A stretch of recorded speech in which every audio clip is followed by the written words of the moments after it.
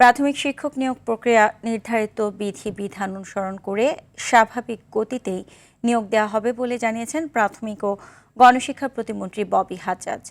আন্দোলন বা জবরদস্তি করলে নিয়োগ পাওয়ার সম্ভাবনা কমতে থাকবে জানিয়ে প্রতিমন্ত্রী বলেন, শিক্ষকদের শুরুতেই পিটিআই ট্রেনিং করে ক্লাসে পাঠানো হবে।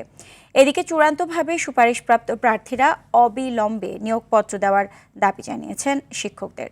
বিস্তারিত স্বপন দেওয়ানের ক্যামেরায় বিলাল হোসেনের রিপোর্ট।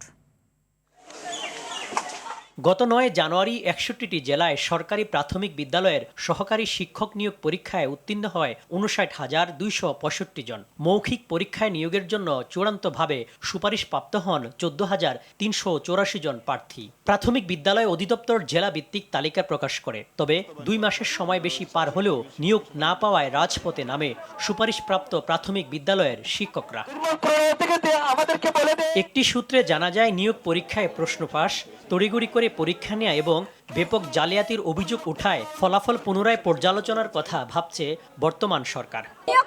এর আগে 2বার রিভিউ করা হয়েছে, এইবার আর কোনো রিভিউ হবে না। বাসায় বসে আছি, আমাদের যোগদান পত্র দেওয়া হচ্ছে না, নিয়োগ দেওয়া হচ্ছে না। তবে এসব কথা উড়িয়ে দিয়ে প্রাথমিক ও গণশিক্ষা প্রতিমন্ত্রী ববি হাজ্জাজ বললেন, ফলাফল পুনরায় পর্যালোচনার কথা ভাবছে না সরকার। নির্ধারিত প্রক্রিয়া অনুসরণ করে নিয়োগ দেওয়া হবে। আমরা রিভিউ করতে চাচ্ছি না, কারণ আমরা এখন চলে যাচ্ছি, আমাদের নিজেদের একটা প্রয়োজন আছে, মানে আমার খুব জরুরি একটা নিয়োগ দরকার, তো আমি আর বেশি সময় ক্ষেপণ করতে পারছি না।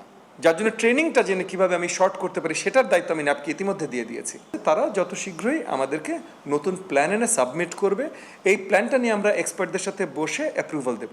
এই অ্যাপ্রুভালের ভিত্তিতে এই টিচারগুলো যাবে ট্রেনিংয়ে, তারপর ক্লাসরুমে। শিক্ষকরা রাজনৈতিক উদ্দেশ্য বাস্তবায়নে কাজ করলে নিয়োগ প্রক্রিয়া পুনরায় পর্যালোচনার কথা জানান প্রতিমন্ত্রী। 14,500 যাদের এই পরীক্ষা হয়েছে, আমার খুব তাড়াতাড়ি আমার প্রয়োজন, আমার শিক্ষাঙ্গনে আমার স্কুলগুলোর প্রয়োজন এই শিক্ষকদেরকে শ্রেণীকক্ষে পাঠানো। শ্রেণীকক্ষে যাওয়ার জন্য আমরা কাজ করছি না, আমরা কোনো পলিটিক্যাল এজেন্ডা নিয়ে কাজ করছি, তাহলে অটোমেটিক্যালি সরকার বাধ্য হবে এটা রিভিউতে পাঠাতে। এইটা এক মুহূর্তের জন্য ভুলতে পারবেন না। এরই মধ্যে সুপারিশপ্রাপ্ত শিক্ষকদের প্রশিক্ষণের দায়িত্ব জাতীয় প্রাথমিক শিক্ষা একাডেমি ন্যাপকে দেয়া হয়েছে বলে জানান ববি হাজ্জাজ। ন্যাপ যারা দায়িত্বে আছে এগুলো শিক্ষকের ট্রেনিং ডিজাইনিংয়ে, তাদেরকে ইতিমধ্যে দায়িত্ব দেওয়া হয়েছে যে আমরা কিভাবে রিডিজাইন করতে পারি।